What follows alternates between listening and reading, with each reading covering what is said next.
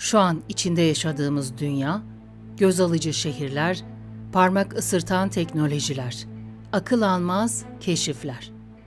İnsanlık medeniyetle yükseldi, sınırları aştı. Peki ya bu yükselişin göremediğimiz, bize ağır ödediği bedeller? Bu ihtişamın ardında gizlenen karanlık bir yüz var mı? Medeniyet bizim en büyük başarımız mı, yoksa kendi ellerimizle yarattığımız en büyük tehdit mi? Zararlar belgeseli serimizin ilk bölümü olan medeniyetin zararlarında göz kamaştıran bu ilerlemenin altında yatan gerçekleri mercek altına alıyoruz. Hazır olun. Çünkü görecekleriniz insanlığın kendi kendine nasıl çelme taktığını gözler önüne serecek. Doğayı nasıl tüketiyoruz? İklim neden çıldırıyor ve bu felaket döngüsünü nasıl tetikliyor? Paranın ve gücün uçurumu toplumu nasıl bölüyor? Dijital çağda neden yalnızız ve mutluluk neden bir yanılsama?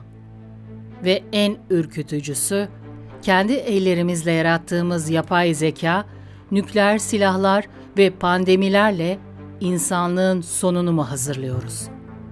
Bu sadece bir uyarı değil, bu bir yüzleşme çağrısı. Medeniyetlerin zararları başlıyor. Medeniyetin doymak bilmez iştahı, gezegenimizi nefes alamaz hale getirdi. Sanayi devrimiyle başlayan bu tüketim çılgınlığı, doğal kaynaklarımızı eşi benzeri görülmemiş bir hızla yok ediyor. Birleşmiş Milletler raporları acı gerçeği fısıldıyor. 1970'ten bu yana kaynak çıkarımı tam 3 kattan fazla arttı. Ve bu daha başlangıç. 2060 yılına kadar küresel malzeme kullanımının 2 katına 190 milyar tona ulaşacağı tahmin ediliyor. Bu rakamlar gezegenin taşıma kapasitesini çoktan aştığımızı haykırıyor. Fosil yakıtların kontrolsüz kullanımı ve sera gazı emisyonları gezegenimizin ateşini yükseltiyor. IPCC'nin 2023 raporu net. İnsan kaynaklı küresel ısınma şimdiden 1,1 dereceye ulaştı ve bu eşi benzeri görülmemiş değişikliklere yol açtı. En korkutucu olansa geri besleme döngüleri. Buzulların erimesiyle ortaya çıkan metan gazı ısınmayı daha da hızlandırıyor. Tıpkı bir kar topu gibi büyüyen bir felaket. Ve atıklarımız. Medeniyetin zehirli eli, havayı, suyu ve toprağı geri dönülmez şekilde kirletiyor. Her yıl 11 milyon ton plastik okyanuslara karışıyor. 2050'ye kadar denizde balıktan çok plastik olacağı tahmin ediliyor. Bu zehirli ağ insan gıda zincirine sızıyor. Yakalanan balıkların 1/3'ünden fazlasında plastik bulunuyor. Bu sessiz felaket biyoçeşitlilik kaybı. Medeniyetin yayılması 1 milyon hayvan ve bitki türünü yok olmanın eşiğine getirdi. WWF'in 2024 raporu şok edici. 1970-2020 arasında vahşi yaşam popülasyonlarında ortalama %73'lük bir düşüş var. Bu bir yapbozun parçalarını kaybetmek gibi. Her yok olan tür, ekosistemin bütünlüğünden bir parça koparıyor.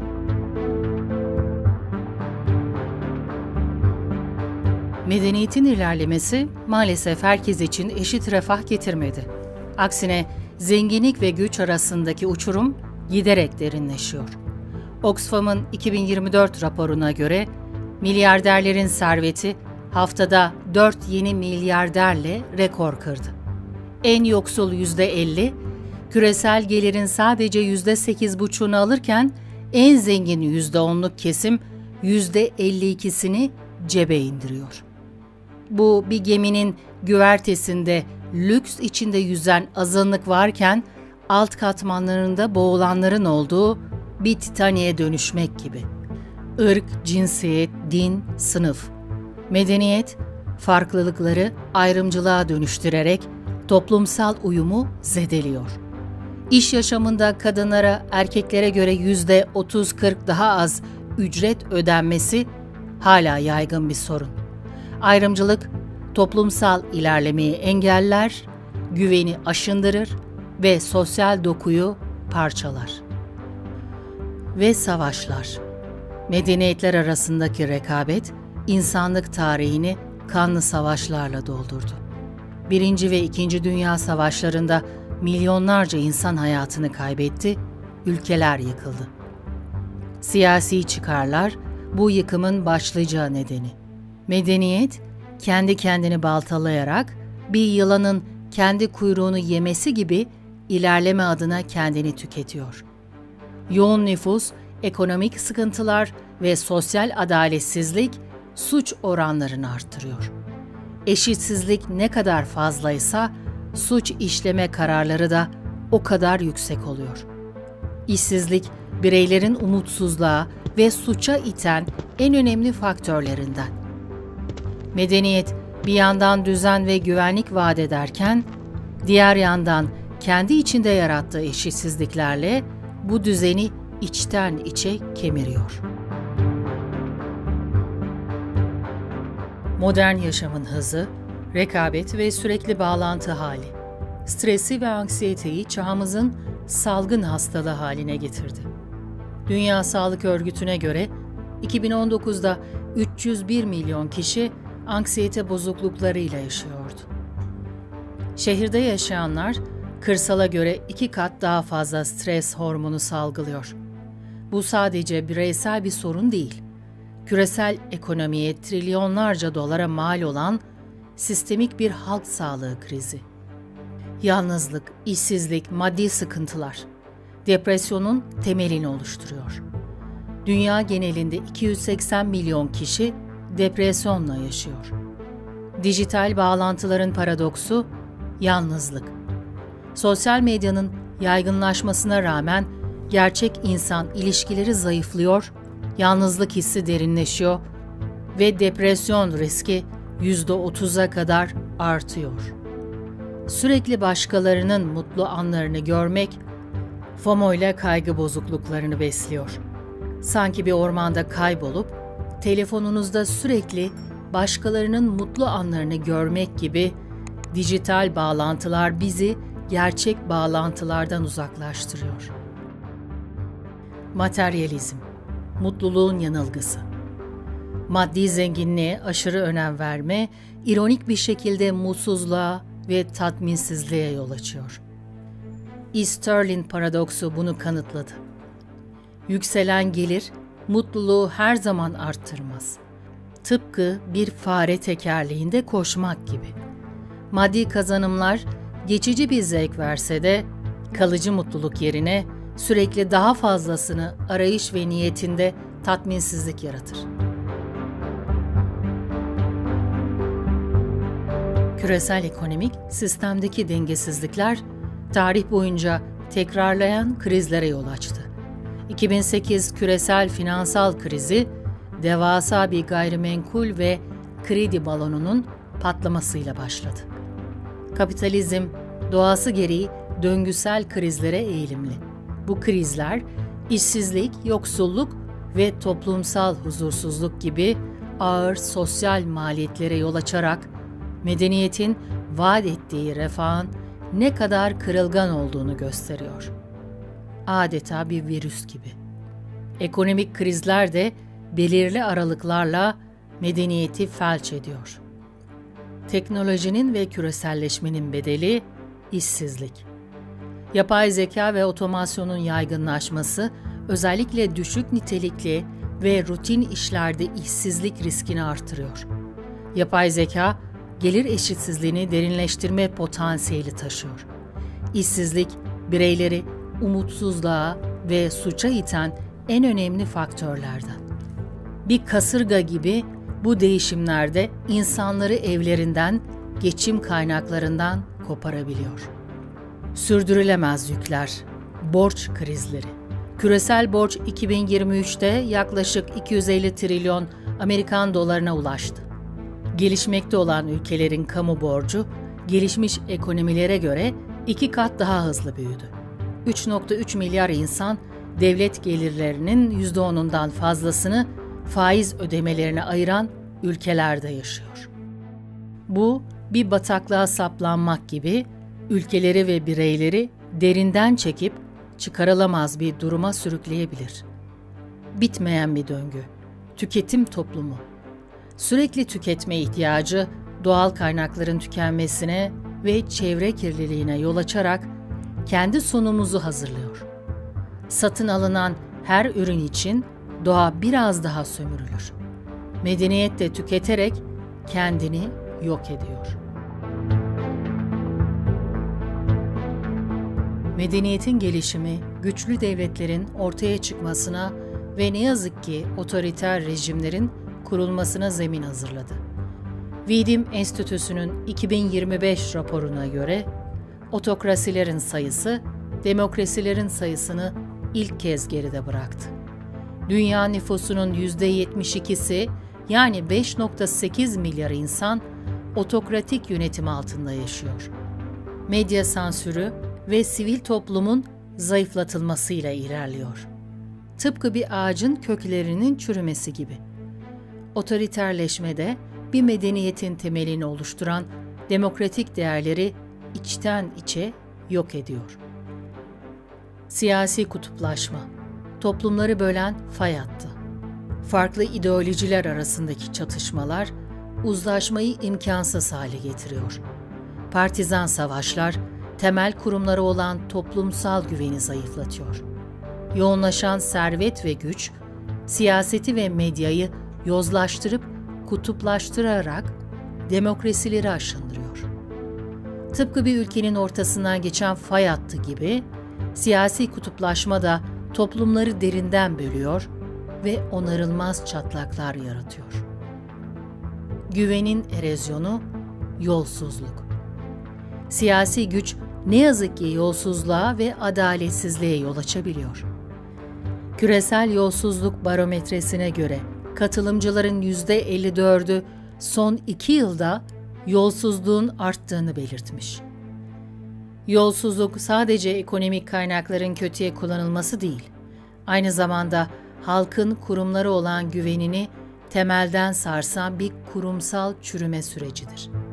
Bir binanın temellerinin çürümesi gibi, yolsuzluk da bir medeniyetin temelini sarsar ve çöküşe sürükleyebilir. Küreselleşme yerel kültürleri yutarak dünyayı tek tip bir yaşam tarzına doğru sürüklüyor. Kültürel homojenleşme, farklı toplumların benzer yaşam tarzları, değerler ve tüketim alışkanlıkları benimsemesi anlamına geliyor. UNESCO'ya göre dünya dillerinin %40'ı tehlike altında, her 2 haftada bir dil kayboluyor. Tıpkı bir gölün suyuna karışan farklı renklerin zamanla tek bir renge dönüşmesi gibi, kültürel homojenleşme de dünyamızın renklerini solduruyor. Kültürel emperyalizm, kültürel hegemonya. Güçlü kültürler medyayı bir kültürel fetih aracı olarak kullanarak diğer kültürleri etkiliyor, hatta yok ediyor. Hamburgerin küresel yayılımı veya Afrika'da yerel dillerin unutulması bunun somut örnekleri. Adeta bir virüs gibi, güçlü kültürlerde zayıf olanları ele geçirerek kendi benliklerinden uzaklaştırabilir. Ahlaki pusulanın kaybı, kültürel relativizm, tüm değerlerin göreceli olduğu düşüncesi ahlaki çöküşe yol açabilir ve evrensel ahlaki ilkelerin sorgulanmasına neden olabilir. Eleştirmenler bunun ahlaki hesap verebilirliğinin eksikliğine ve zararlı kültürel uygulamaların meşrulaştırılmasına yol açabileceğini savunuyor. Tıpkı bir geminin pusulasını kaybetmesi gibi, kültürel relativizm de toplumun ahlaki yönünü şaşırmasına neden olabilir. Materyalizm, bireycilikle birleştiğinde toplumsal dayanışmayı ve ortak iyi anlayışını aşındırıyor. Yapay zekanın kontrolsüz gelişimi, insanlığın geleceği için büyük bir tehdit oluşturabilir. İşsizlik riskini artırıyor, gelir eşitsizliğini derinleştiriyor. En korkunç olanı ise yapay genel zekanın ortaya çıkma ihtimaliyle yapay zekanın kendi hedeflerini belirleyip insan çıkarlarını göz ardı etme riski. Otonom silahlar insan müdahalesi olmadan hedefleri yok edebilir. Ve en kötüsü, yapay zeka ile artık hiç kimse neyin gerçek olmadığını bilemeyecek. Tıpkı Frankenstein'ın canavarı gibi. Kendi yarattığımız bu varlık kontrolden çıkabilir.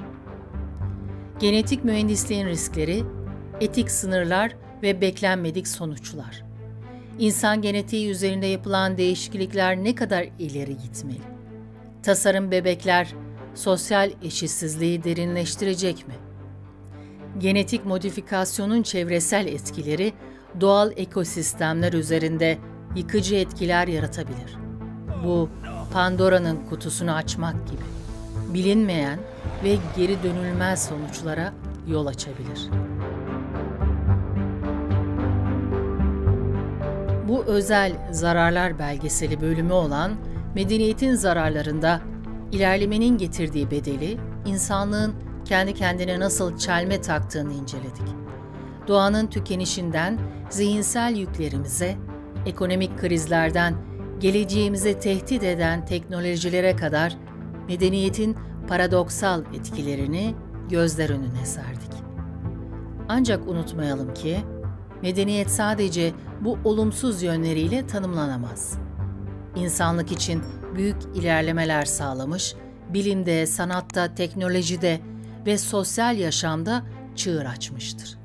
Bu belgeselin amacı, medeniyetin karanlık yüzünü görmezden gelmek değil, tam tersine bu sorunlarla yüzleşerek daha bilinçli, daha sürdürülebilir ve daha adil bir gelecek inşa etme sorumluluğumuzu hatırlatmaktır.